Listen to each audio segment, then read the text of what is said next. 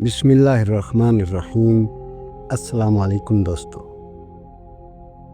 एक बार रसूल अकरम सल्लल्लाहु अलैहि वसल्लम ने शैतान को देखा कि बहुत कमज़ोर और लागर नज़र आ रहा था। आप सल्लल्लाहु अलैहि वसल्लम ने उससे पूछा, तेरे यह हाल क्यों हो गया है? शैतान ने कहा, ऐ रसूल खुदा सल्लल्लाहु अलैहि वसल्लम, मैं आपकी उम्मत की वजह से दुखी हूँ और बहुत परेशान हूँ। हज़रत रसूल अकरम सल्लल्लाहु अलैहि वसल्लम ने पूछा, आखिर मेरी उम्मत ने कौन सा ऐसा काम किया है कि तुझे तकलीफ़ होती है?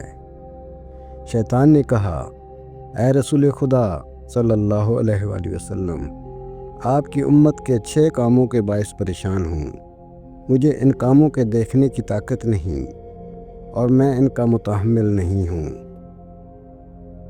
जब एक दूसरे से मुलाकात करते हैं तो सलाम करते हैं, एक दूसरे का मुसाफा करते हैं, हर काम का इरादा करने से पहले इंशाअल्लाह कहते हैं, गुनाह हो जाए तो इस्तग़फ़ार करते हैं, आपका नाम सुनते ही सलवात पढ़ते हैं, हर काम से पहले बिस्मिल्लाहिर्रहमानिर्रहीम की तिलावत करते हैं। हज़रत यहया अलैहिस्सलाम की खिदमत में शैतान ने हाज़िरी दी और कहा, मैं आपको नसीहत करना चाहता हूँ। हज़रत यहया अलैहिस्सलाम ने फरमाया, मुझे तेरी नसीहत की ज़रूरत नहीं, अलबत्ता मैं ये मालूम करना पसंद करूँगा कि तेरे नज़दीक लोगों के तबक़ात कितने हैं। शैतान ने कहा, हमारे हिसाब से लोगों की 3 किस्में हैं। एक तबका आपकी तरह मासूम, हम इनसे मायूस हैं। हमें मालूम है हमारा फ़रेब और हमारा धोखा इन पर असर नहीं करता। एक गिरोह आपके बरक्स हमारे हाथों में गेंद की मानिंद है, जिस तरह हम चाहते हैं उन्हें फेंकते हैं।